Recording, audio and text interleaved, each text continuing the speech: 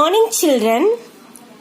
Now we are going to start the second part of the first chapter, Introduction to Microeconomics.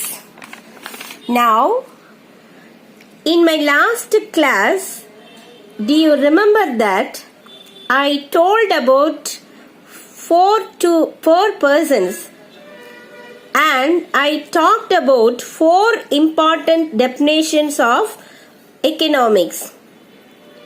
Now we are going to study them one by one. I told you Smith said economics is a science of wealth. Marshall said economics is a science of welfare. Robinson said economics is a science of scarcity. Samuelson said it is a science of growth. So 4 different views are given to explain the nature of the subject economics. Now we are going to analyze one by one. The first definition is given by Adam Smith. He belongs to classical era, and this particular definition is called as wealth of nation.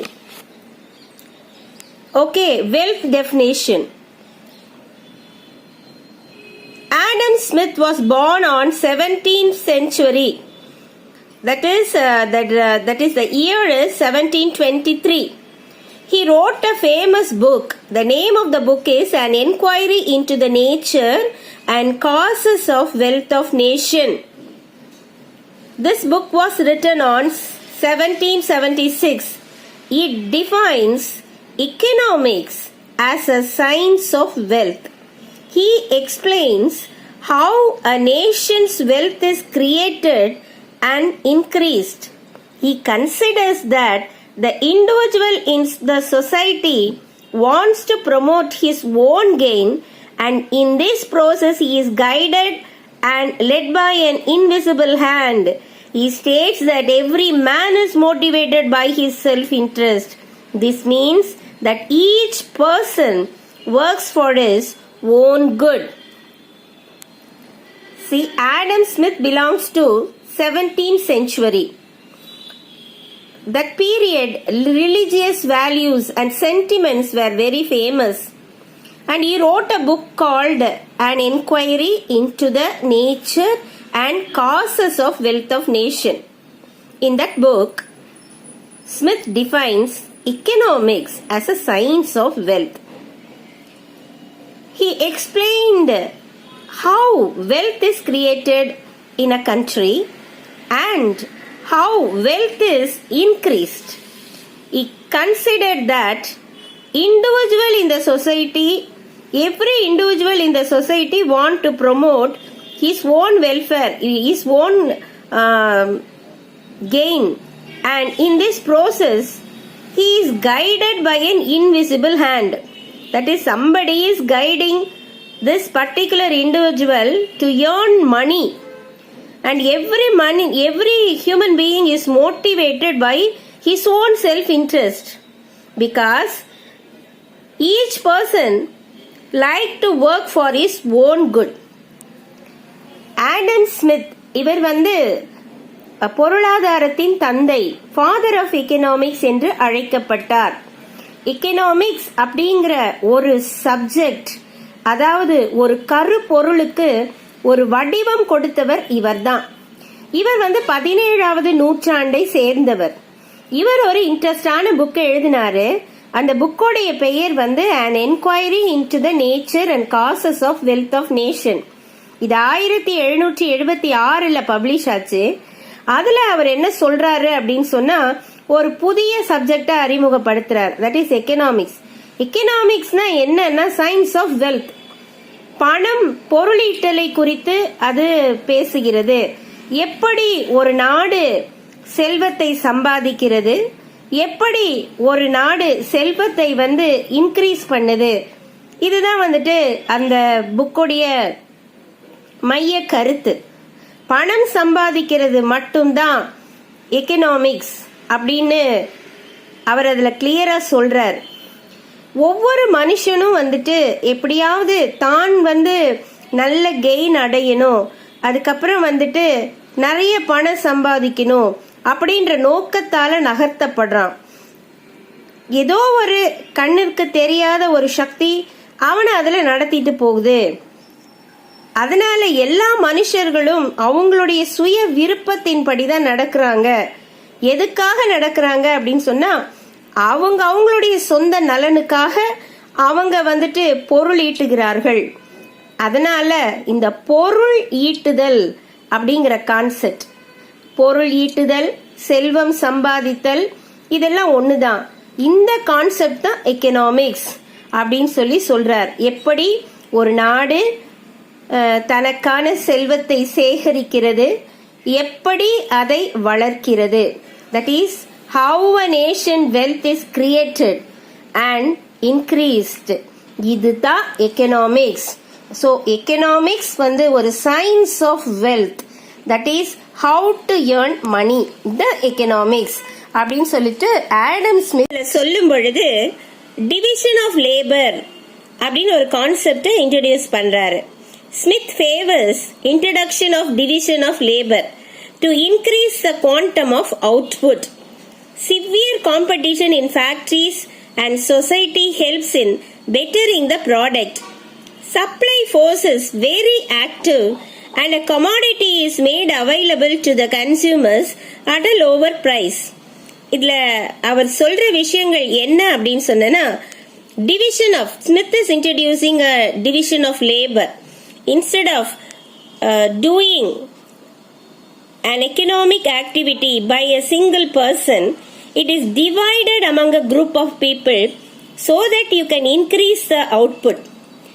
If there is severe competition in the factories, society will get better products and supply force will be very active and everybody will be made available to get this commodity, okay, and consumer can get the commodity in a lower price.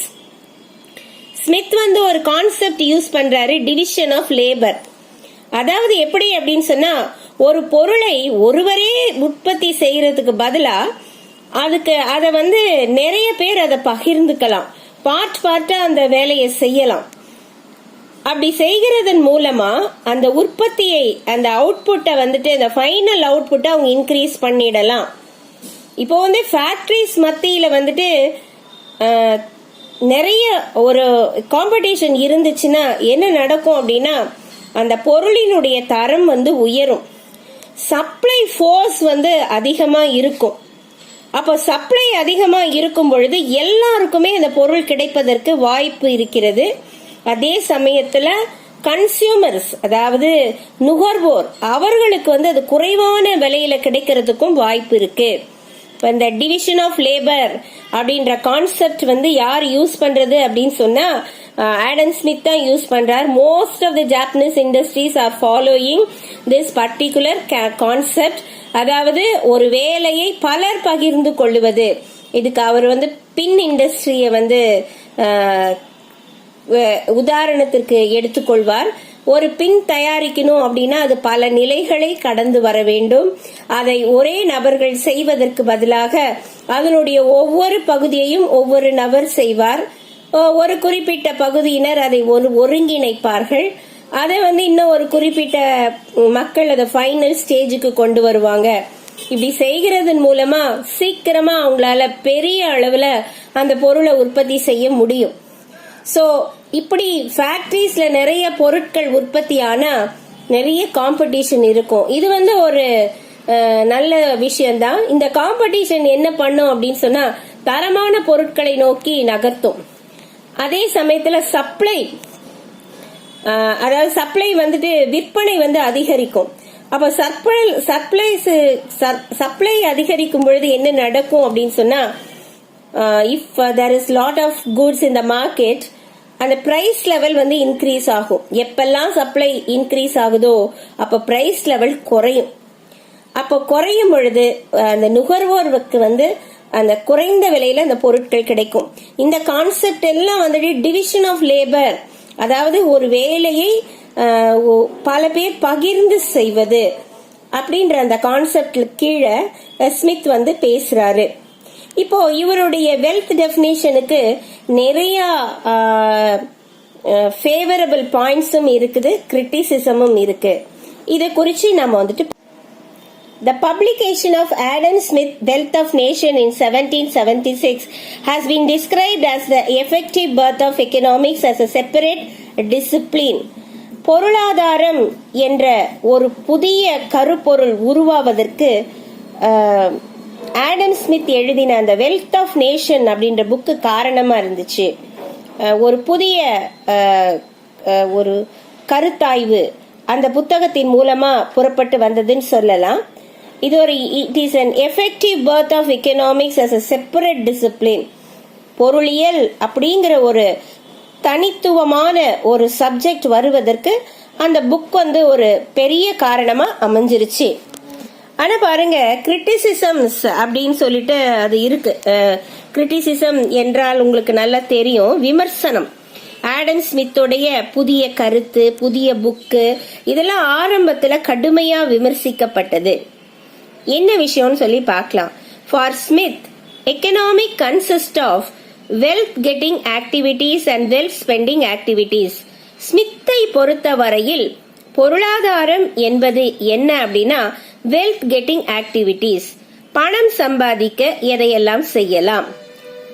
And wealth spending activities, சம்பாதித்த பணத்தை எப்படி நாம் செலவு செய்யலாம். இதான் economics அப்படின்னு அவர் சொல்றாரு. And undue emphasis is given to material wealth. இந்த உலகத்திலே நாம் பார்க்கக்கூடிய அந்த மெட்டீரியல் வெல்த்துக்கு தான் அவர் முக்கியத்துவத்தை கொடுத்தார். Wealth is treated to be an end in itself. பணம் சம்பாதிப்பது தான் வாழ்க்கையின் முக்கிய குறிக்கோள், அதுதான் எல்லை, ஒரு மனுஷனுடைய நோக்கத்தின் எல்லை அதுதான் அப்படிங்கிற மாதிரி அந்த கான்செப்ட் அமைஞ்சிருக்கு. This view leads him to ignore human welfare as an essential part of economics. இப்படி பணம் சம்பாதிக்கிறதே ஒரு சப்ஜெக்ட் அப்படின்னு அதை நியாயப்படுத்துவோம் என்றால் அது என்ன பண்ணிடுது அப்படின்னு சொன்னா அந்த மனுஷனை வந்து ஹியூமன் வெல்ஃபேர் அப்படின்ற கான்செப்டையே மறக்க வச்சிருது. ஹியூமன் வெல்ஃபேர் என்றால் மனித இனத்திற்கான நலன், ஓகே, பொது நலன். இது வந்து மறந்தே போயிடுறாங்க. Smith gives his definition when religious and spiritual values are held high. Smith எப்போ இந்த புக்கை எழுதுறாருன்னு சொன்னா அந்த 17வது நூற்றாண்டுல பாத்தீங்க அப்படின்னு சொன்னீங்கன்னா நிறைய அந்த ஸ்பிரிச்சுவல் வேல்யூஸ், அதாவது ஒரு எழுச்சி அடைந்த காலம் அப்படின்னு சொல்லலாம். அந்த நாட்கள்ல வந்துட்டு என்ன அப்படின்னா மக்கள்லாம் ரொம்ப ஸ்பிரிச்சுவலா இருந்தாங்க. அந்த ஸ்பிரிச்சுவல் கருத்துக்கள் வந்து அப்ப டாமினேட் பண்ணிட்டு இருந்தது. அது மட்டும் இல்ல, நிறைய ரிலிஜியஸ் பீப்புள்ஸ் அண்ட் நல்ல பேரறிஞர்களும் அந்த காலத்துல வாழ்ந்தாங்க. ரஸ்கின், கார்லைல், இந்த மாதிரி ஒரு பெரிய சிந்தனையாளர்கள் அந்த காலத்துல வாழ்ந்தாங்க. இவங்கெல்லாம் என்ன சொல்லிட்டாங்கன்னு சொன்னா, அடடா காசு சம்பாதிக்கிறது எப்படின்னு ஒரு சப்ஜெக்டா, இது வந்து என்ன அப்படின்னு சொல்லிட்டாங்கன்னா they regarded economics as a dismal science. இது வந்து இது ஒரு பேய்த்தனமான சயின்ஸ் அப்படின்னு சொல்லிட்டாங்க. As it teaches selfishness which is against ethics. இந்த மாதிரி ஒரு சப்ஜெக்ட் வந்து சுயநலத்தை தான் டீச் பண்ணும். ஏன் சொன்னா அது ஒழுக்க நெறிகளுக்கு புறம்பான காரியத்தில் நடத்தும் அப்படின்னு சொல்லிட்டு அவங்க கிரிட்டிசைஸ் பண்ணாங்க. ஓகேவா? சோ இப்ப நம்ம என்ன பாக்குறோம், ஃபர்ஸ்ட் டெஃபினேஷன் பார்த்திருக்கோம். அந்த ஃபர்ஸ்ட் டெஃபினேஷன் என்னன்னா வெல்த் டெஃபினேஷன். சரி, வெல்த் டெஃபினேஷனை யார் கொடுத்தா? Adam Smith. இவர் எந்த நூற்றாண்டை சேர்ந்தவர்? Classical era. Adam Smith was born on 1723. What is the name of his book? An Enquiry into the Nature and Causes of Wealth of Nation. அதுல அவர் என்ன சொல்றாரு? Economics as a science of wealth. So what is economics அப்படின்ற கேள்விக்கு அவர் ஒரு பதில் கொடுக்கிறார். Economics as the science of wealth. அவர் என்ன சொல்றாருன்னா, how a nation wealth is created and increased. இந்த சப்ஜெக்ட் எதை பத்தி பேசுது அப்படின்னு சொன்னா, how nation is creating wealth and increasing wealth. And he says that every individual has a self-interest and he works for his own gain and he is motivated by invisible hand. He has a self-interest. Okay, and this means that everybody works for their own good. Okay, எல்லோரும் தங்களுடைய முன்னேற்றத்திற்காக, அதாவது பொருளாதார முன்னேற்றத்திற்காக உழைக்கிறார்கள் அப்படின்னு சொன்னாங்க. So Adam Smith வந்து எம்பசஸ் பண்ற இன்னொரு கருத்து என்னன்னா, division of labour. That is the work is shared by group of people. So division of லேபரோட அவுட்கம் என்னன்னா, it will increase the output and definitely it will lead to severe competition among the factories so that society will get a better products. And what will happen? Supply force is very active and commodity made available to all the consumers and you can get the commodity at a lower price. So this publication of Adam Smith Wealth of Nations in 1776 has been described as an effective birth of economics as a separate discipline. இத என்னென்ன புகழ்றாங்க அப்படின்னா, பொருளாதாரம் என்ற தனித்துவம் மிக்க ஒரு பாடத்தை வந்துட்டு நமக்கு கற்றுக் கொடுக்கிற ஒரு துறை, புதிதாக பிறந்த ஒரு துறை அப்படின்னு சொல்றாங்க. But Adam Smith faced a lot of criticisms. Okay, number one, economics வந்து Adam Smith is saying that economics consists of well-getting activities and well-spending activities, and he ignored about the welfare of the society. He is talking only about the material wealth.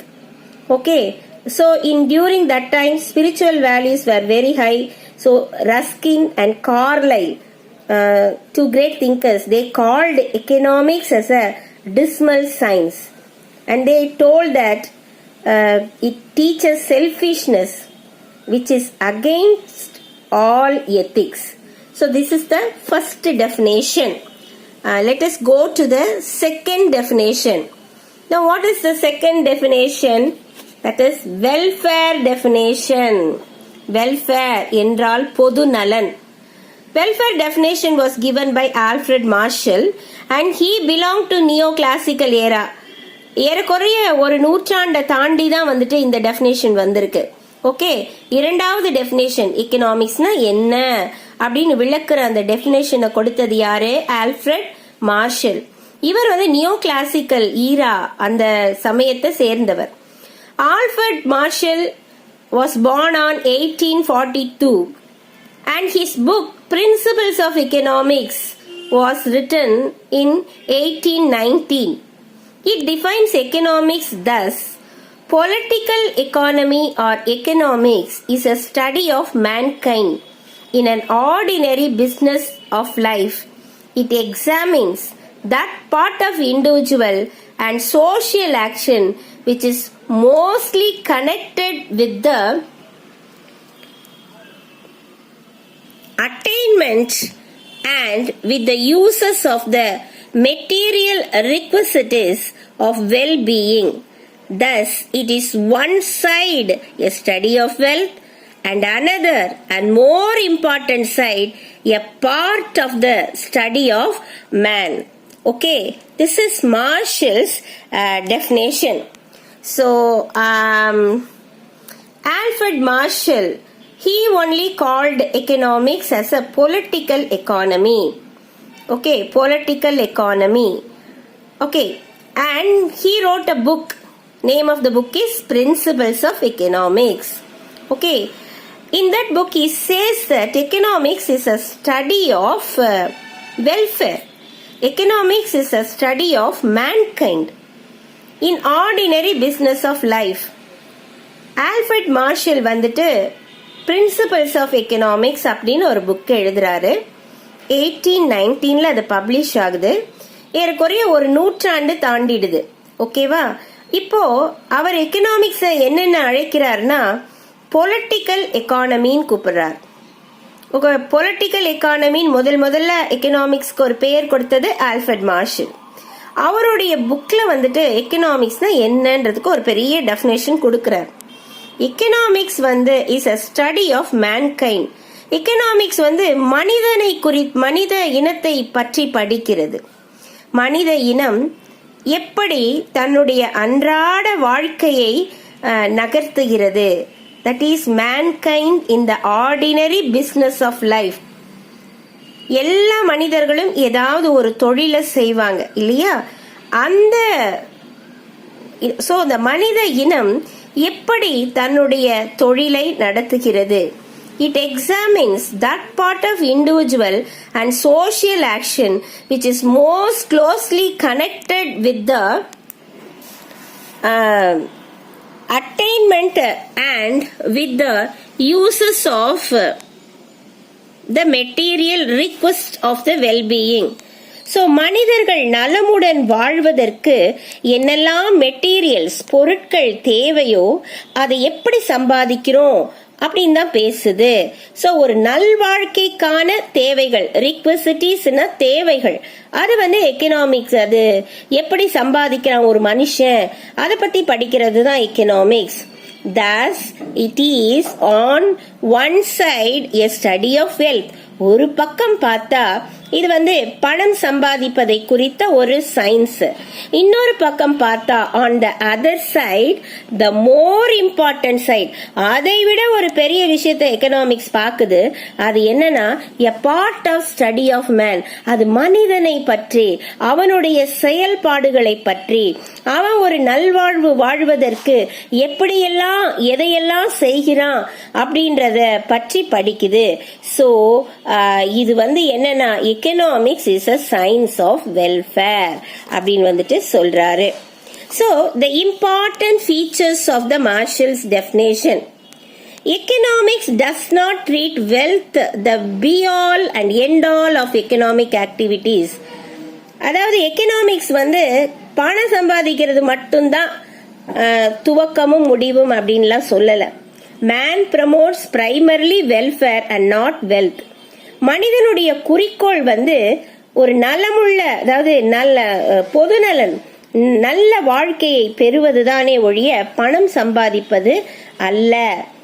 The science of economics contain the concerns of ordinary people who are moved by love and not merely guided or directed by the desire to get maximum monetary benefit. Economics அப்படின்ற பாடம் யார பத்தி படிக்குதுன்னா ordinary பீப்புளை பத்தி படிக்குது. சாதாரண மனிதர்கள். அவங்க எதால நடத்தப்படுறாங்க? அன்பினால் நடத்தப்படுகிறார்கள். அவர்கள் வெறுமனே ஆசைகளால, அதாவது பணம் சம்பாதிக்க வேண்டும் என்கிற ஒரே குறிக்கோளால மட்டும் நடத்தப்படுவது இல்லை. இப்போ ஒரு அப்பா இருக்காரு, ஒரு வீட்டுல இருக்காருன்னா அவர் என்ன நினைப்பாருன்னா, நான் நிறைய சம்பாதித்தா என்னுடைய குடும்பத்தை நான் நல்ல நிலையில வச்சு கொள்ளலாம் இல்லையா, என்னுடைய பிள்ளைகளை நன்றாக படிக்க வைக்கலாம். அப்போ அந்த நோக்கம் மாறுது பாருங்களேன். என்னுடைய மனைவிக்கு நல்ல ஒரு கம்ஃபர்டபிள் வாழ்க்கையை நான் அமைத்து கொடுக்கலாம், என்னுடைய உறவினர்களுக்கு நான் உதவி செய்யலாம். சோ இதுக்கெல்லாம் என்ன வேணும்? பணம் வேணும் இல்லையா? அப்போ அந்த மாதிரி நோக்கத்தோடு, that is moved by love, not merely guided by or directed by the desire. சும்மாவே பணம் அப்படின்னு சொல்லிட்டு அலையிற விஷயம் கிடையாது. சோ எக்கனாமிக்ஸ் என்பது என்னன்னா வெல்ஃபேரோடு தொடர்புடையது, பொது நலனோடு தொடர்புடையது. அது மானிட்டரி பெனிஃபிட்டை மட்டும் பார்க்கிற ஒரு சயின்ஸ் கிடையாது அப்படின்னு சொல்றாரு. Economics is a social science. அவர் இன்னொன்னு சொல்றாரு, எக்கனாமிக்ஸ் அப்படின்னா அது என்னன்னா சமூக அறிவியல். It studies people in the society. ஏன்னா அது மனுஷர்கள் தான் சப்ஜெக்ட் மேட்டர். மனுஷர்களை பற்றி படிக்குது. who influence one another. ஒருவர் மற்றவரை இன்ஃப்ளூயன்ஸ் பண்றாங்க, ஒருவர் மற்றவருடைய வாழ்க்கையில் தாக்கத்தை ஏற்படுத்துகிறார்கள். So economics is a social science. It studies people in the society who influence. But Marshall also faces criticism. மார்ஷலும் வந்துட்டு கிரிட்டிசிசத்தை சந்திக்க வேண்டி இருக்குது, விமர்சனங்களை சந்திக்க வேண்டி இருந்தது. Marshall regards only material things. He does not consider immaterial things. இப்போ என்ன சொல்றாங்க அப்படின்னா, மார்ஷல் வந்து பொருட்களை தான் பார்க்கிறார், ஆனா கண்ணுக்கு காணாத இம்மெட்டீரியல் திங்ஸ் இருக்குது, such as service of the doctor, service of the teacher and so on. They all also promote people's welfare. இத பத்தியெல்லாம் மார்ஷல் பேசுறதே இல்லை. ஆனா ஒரு டாக்டருடைய சர்வீஸ், ஒரு டீச்சருடைய சர்வீஸ், இதெல்லாம் பொது நலனை அதிகரிக்கிறதுனால இத பத்தி கண்டிப்பா படித்தாகணும். ஆனா மார்ஷலுடைய அந்த வெல்ஃபேர் டெஃபினேஷன் வந்து இதற்கு இம்மெட்டீரியல் திங்ஸ், அதாவது வந்து கண்களால் பார்க்க முடியாத அந்த நல்ல விஷயங்களை குறித்து யோசிக்கவில்லை அப்படின்னு சொல்றாங்க. In the theory of wages, Marshall ignores the amount of money that goes as reward for the services of immaterial service. அவர் வந்து தியரி ஆஃப் வேஜஸ், அதாவது வந்துட்டு ஒரு மார்ஷல் அந்த தியரியில என்ன சொல்றாரு அப்படின்னு சொன்னா, வேஜஸ் அதாவது வந்துட்டு எல்லாத்துக்குமே வந்து வேஜஸ் கொடுக்கறாங்க, அதாவது வந்து ஒரு வேலை செய்தா அதுக்கான சம்பளம் கொடுக்கறாங்க. ஆனா அப்படி சம்பளம் கொடுக்கும் பொழுது அவர் வந்து என்ன பண்றாரு அப்படின்னா, அந்த இம்மெட்டீரியல் சர்வீசஸ் எல்லாம் இருக்குது இல்லையா, ஒரு டாக்டருடைய சர்வீஸ், டீச்சருடைய சர்வீஸ், ஒரு சோல்ஜருடைய சர்வீஸ், இதெல்லாம் வந்துட்டு அவர் கணக்குலயே எடுத்துக்கல அப்படின்னு சொல்லிட்டு சொல்றாங்க. Marshall definition is based on the concept of welfare, but it is not clearly defined. Well, Marshall வந்து welfare definition தான் கொடுத்தார், ஆனா வெல்ஃபேர்னா என்னன்னு அவரு கரெக்டா சொல்லல. Welfare varies from person to person, country to country, one period to another. Marshall clearly distinguishes between those things that are capable of promoting welfare of the people and those things that are not, things like liquor that are not capable of promoting welfare but welfare. Okay, Marshall's definition வந்து என்னன்னா, வெல்ஃபேரை பத்தி பேசினாலும் வெல்ஃபேர்னா என்ன அப்படின்னு சொல்லல. பணம் சம்பாதிக்கிறது வெல்ஃபேருக்காக தான் அப்படின்னு அவரு சொல்லிட்டாரு. ஆனா மார்ஷல் வந்து ரெண்டு விஷயங்களை வந்துட்டு டிஸ்டிங்விஷ் பண்ணி வேறுபடுத்தி காண்பிக்கிறார். That are capable of promoting welfare of people, அதாவது வந்துட்டு மக்களுடைய நலன கருத்தில் கொண்டு செயல்படும் விஷயங்கள், மக்களுடைய நலன கருத்தில் கொள்ளாத விஷயங்கள், ரெண்டுமே பணம் சம்பாதிக்கிற ஆக்டிவிட்டி தான். ஆனா பாருங்க, இப்போ சாராயம் காய்ச்சினா பணம் கிடைக்கும், அது ஒரு எக்கனாமிக் ஆக்டிவிட்டி தான். ஆனா பாருங்க, அது வந்து என்னன்னா, it cannot promote welfare. Okay, so that is the thing. அது மாதிரி விஷயங்கள். However, welfare means happiness or comfortable living conditions of an individual or a group of people. The welfare of an individual or nation is dependent not only on the stock of the wealth possessed but also on political, social, cultural activities of a nation. So அதனால welfare அப்படின்னா happiness, சந்தோஷம், comfortable living conditions, அதாவது வந்துட்டு நல்ல வாழ்வாதாரம், okay, of an individual or a group of people. The welfare of an individual or a nation, அது வந்து பணத்தினால மட்டுமல்ல, ஸ்டாக் ஆஃப் வெல்த் மட்டும் அதை டிட்டர்மின் பண்றது கிடையாது. ஒரு நாட்டில் பொலிட்டிக்கல், சோஷியல், கல்ச்சரல் ஆக்டிவிட்டிஸ் எல்லாம் நல்லா இருந்தாதான் அந்த வெல்ஃபேரை வந்துட்டு நம்ம அச்சீவ் பண்ண முடியும் அப்படின்னு சொல்லிட்டு அந்த கிரிட்டிசிசத்துல வந்து அடுத்த டெஃபினேஷன் என்ன அப்படின்னா, ஸ்கேர்சிட்டி டெஃபினேஷன். ஸ்கேர்சிட்டினா பற்றாக்குறை. ஸோ இதை யார் சொல்றா? Lionel Robbins. He belongs to new age. Lionel Robbins published a book, an essay on the nature and significance of economics science in 1932. According to him, economics is a science which studies human behavior as a relationship between ends and scarce means which have alternative uses. So what Lionel Robinson says, economics is a science. முதலாவது economics வந்து ஒரு science. அது கிளியரா அவர் சொல்லிடுறாரு. It studies human behaviour, மனிதனுடைய குணநலன்களை பற்றி படிக்கிறது. ஒரு குறிப்பிட்ட சிச்சுவேஷன்ல மனுஷன் எப்படி செயல்படுவான் அப்படின்றத பத்தி படிக்கிறது. And it's a relationship between ends and scarce means, அவனுடைய விருப்பங்களுக்கும் அவனுடைய குறைவான பொருட்களுக்கும் நடுவுல அவன் எடுக்கக்கூடிய முடிவுகளை பற்றி. ஸோ லைனல் ராபின்ஸ் வந்துட்டு என்ன சொல்றாரு அப்படின்னா, economics is a science and it studies human behavior as a relationship between ends and scarce means. Scarce means என்றால் பற்றாக்குறையான குறைவுள்ள அந்த பொருட்கள். ஓகே, ends என்றால் அவனுடைய தேவைகள்.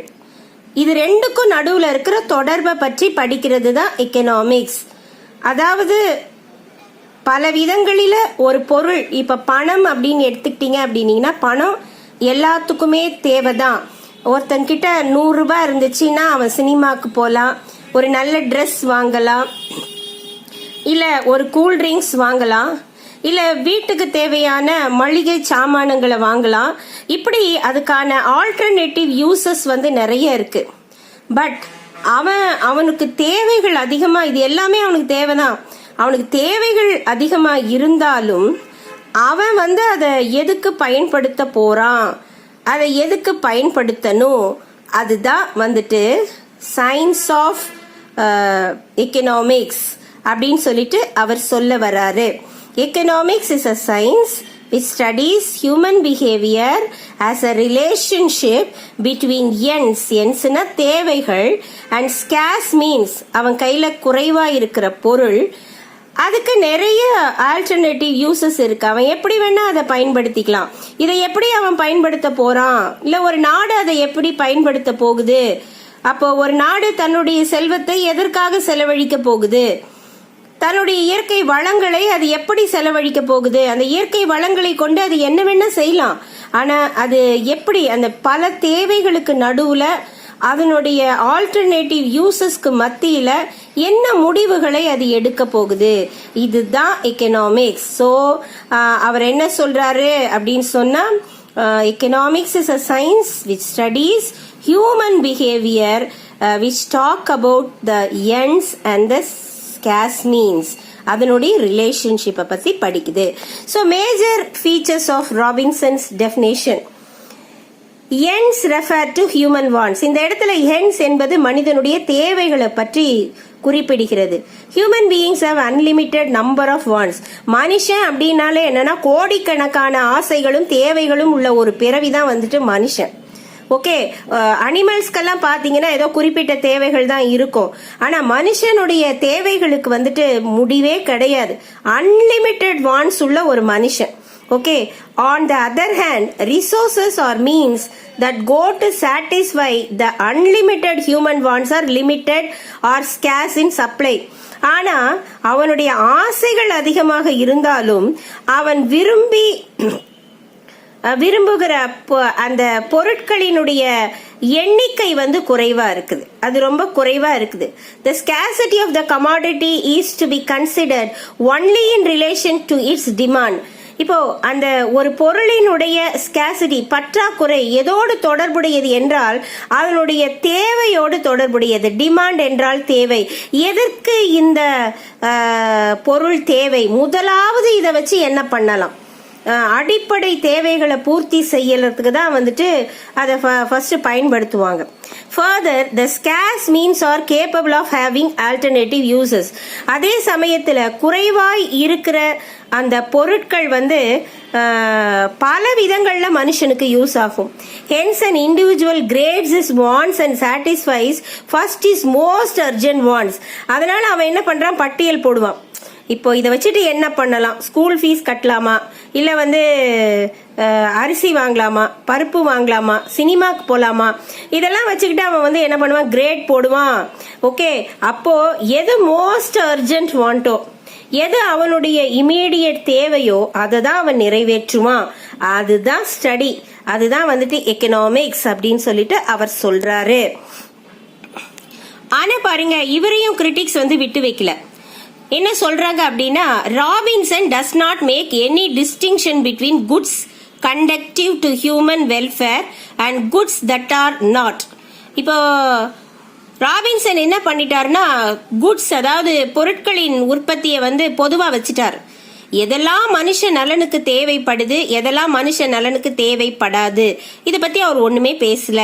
இந்த production of rice and alcoholic drink scarce resources are used. இப்போ ஒரு அரிசிய விளைய வைக்கிறதுக்கும் ஆல்கஹாலை உருவாக்குறதுக்கும் குறைவாய் இருக்கக்கூடிய ஃபேக்டர்ஸ் ஆஃப் ப்ரொடக்ஷன் வந்து யூஸ் ஆகுது. But the production of rice promotes human welfare. அரிசியை விளைய வச்சு அது மனுஷனுடைய பசியை போக்கும். while that of alcoholic drink does not. அதுக்குன்னு சாராயம் காய்ச்சுனா வந்துட்டு அது வந்து மனுஷனுடைய வெல்ஃபேரை ப்ரொமோட் பண்ணாது. இப்போ தண்ணி இருக்கு, தண்ணி வந்து நம்ம என்ன பண்ணலாம் அப்படின்னா, ஒரு நிலத்திற்கு வந்து அதை பயன்படுத்தலாம். தண்ணி குறைவா இருக்கு, தண்ணி தான் அந்த ஸ்கேஸ் மீன்ஸ்ன்னு வச்சுக்கோங்களேன், குறைவா இருக்கு. அதை நம்ம எதுக்கு பயன்படுத்தலாம்? ஒரு விளைபொருட்களை விளை வைக்கிறதுக்கு பயன்படுத்தலாம். அதே சமயத்துல ஒரு சாராய தொழிற்சாலைக்கோ சாய பட்டறைக்கோ கூட யூஸ் பண்ணலாம். ஆனா இப்போ அந்த குறைவாய் இருக்கிற ஸ்கேர்சிட்டியா இருக்கிற அந்த மீன்ஸ், அந்த வாட்டரை வந்து நம்ம எதுக்கு பயன்படுத்த போறோம் அப்படின்றத வந்துட்டு அவர் கிளியரா சொல்லல அப்படின்னு சொல்லிட்டு கிரிட்டிக்ஸ் சொல்றாங்க. However, Robinson concludes that economics is neutral between ends. தேவைகளுக்கு மத்தியில ஒரு நியூட்ரலா நடுநிலைமை வகிக்கிறது தான் எக்கனாமிக்ஸ் அப்படின்னு அவர் சொல்றாரு. Economic deals not only with the microeconomic aspect of resources allocation and the determination of the price of the commodity, but also with the macroeconomic aspects like how national income is generated. But Robinson reduces economics merely to theory of resource allocation. பற்றாக்குறைகளுக்கு மத்தியில இருக்கிற குறைவான resource எப்படி allocate பண்றது, எப்படி பங்கிடுவது, இதுதான் வந்துட்டு ராபின்சனுடைய ஐடியாவா இருக்குது. ஆனால் இதை தாண்டி வந்துட்டு இன்னொரு கான்செப்ட் இருக்குது. அது என்ன அப்படின்னா, economics deals not only with micro economic aspect. அதாவது வந்துட்டு குறுகிய எல்லையில் இருக்கிற அந்த ரிசோர்ஸ் அலோகேஷன் அதை மட்டும் வந்துட்டு பாக்குறது இல்ல economics. It is determination of price of the commodity, இதெல்லாம் மட்டும் இல்ல. இது வந்து மேக்ரோ எக்கனாமிக் கான்செப்ட்ஸையும் சேர்த்து கொள்ள வேண்டி இருக்கு. எப்படி ஒரு நாட்டுல நேஷனல் இன்கம் ஜெனரேட் ஆகுது, அது வந்து ஒரு மேக்ரோ எக்கனாமிக் ஸ்டடி. சோ இவர் வந்து எல்லாமே வந்து மைக்ரோ எக்கனாமிக் கான்செப்ட்ஸ்க்கு தான் இம்பார்ட்டன்ஸ் கொடுக்கிறாரே ஒழிய மேக்ரோ எக்கனாமிக் கான்செப்ட்ஸ்க்கு வந்துட்டு இம்பார்ட்டன்ஸ் கொடுக்கல. சோ ராபின்சன் என்ன பண்ணிடுறாருன்னா, எக்கனாமிக்ஸை வந்து ஒரு பங்கீடு, அதாவது வந்துட்டு குறைவாய் இருக்கக்கூடிய இயற்கை வளங்களை எப்படி நாம் பங்கீடு செய்து கொள்ளுகிறோம் அதை பத்தி தான் படிக்கிறாரே ஒழிய அவர் வந்து நேஷனல் இன்கம் மாதிரியான மேக்ரோ எக்கனாமிக் கான்செப்ட பத்தி அவர் பேசுறதே இல்ல. So Robinson's definition does not cover the theory of economic growth and development. So growth பத்தியோ development, growth வளர்ச்சி, அதை பத்தி முன்னேற்றத்தை பத்தி எல்லாம் அவர் ஒண்ணுமே பேசல. எப்படி அந்த குறைவான பொருட்களை, குறைவான இயற்கை வளத்தை நம்முடைய பல தேவைகளுக்கு மத்தியில பங்கிட்டு கொள்ளலாம், இதுதான் சயின்ஸ் ஆஃப் ஸ்கேர்சிட்டி அப்படின்னு சொல்லிட்டு அவர் சொல்லிட்டு போயிடுறாரு அப்படின்னு சொல்லிட்டு இந்த கிரிட்டிக்ஸ் வந்துட்டு சொல்றாங்க. ஓகேவா? சோ நம்ம 3 டெஃபினேஷன் பார்த்துட்டோம். ஆடம் ஸ்மித் என்ன சொல்றாரு? Economics is a science of wealth, that is science of creating wealth, how a nation is creating wealth and how a nation is increasing wealth. இதுதான் எக்கனாமிக்ஸ் சொல்றாரு. அடுத்தது ஆல்ஃபிரட் மார்ஷல் என்ன சொல்றாரு? Economics is a science of welfare and it is a study of mankind அப்படின்னு சொல்லி அதுக்கு ஒரு புது வடிவம் கொடுக்கிறாரு. அதை பொலிட்டிக்கல் எக்கானமின்னு அழைக்கிறார். அடுத்து லைனல் ராபின்சன் இன்னும் கொஞ்சம் தூரம் போய் என்ன சொல்றாரு? Economics is a science of scarcity and it studies the human behavior as a relationship between ends and scarce means அப்படின்னு சொல்லிட்டு சொல்றாரு. சோ 3 டெஃபினேஷன் பாக்குறோம். Science of wealth, science of welfare, science of scarcity. So எக்கனாமிக்ஸ்னா என்ன? Science of வெல்த்தா, science of வெல்ஃபேரா, science of ஸ்கேர்சிட்டியா? இந்த மூணுக்குமே கிரிட்டிசிசம்ஸ் இருக்கிறது. இவைகள் மட்டுமல்ல, இன்னொரு விஷயமும் கூட இருக்கு அப்படின்னுட்டு சொல்ல வராரு. அது யாரு அப்படின்னு சொல்லி பார்த்தா சாமுவல்சன். அவர் மாடர்ன் ஏஜை சேர்ந்தவர். மாடர்ன் ஏஜ் சேர்ந்தவர். அவர் ஒரு டெஃபினேஷன் கொடுக்கிறாரு. அது என்ன டெஃபினேஷன் அப்படின்னா growth definition. Tomorrow we will talk about the growth definition. Okay, so what you have to do is you have to peruse the entire lesson and you have to study the one word answers as well as 2 more questions which fall on these areas. Okay, tomorrow we will meet with I will meet you with Samuelson. Thank you children for watching.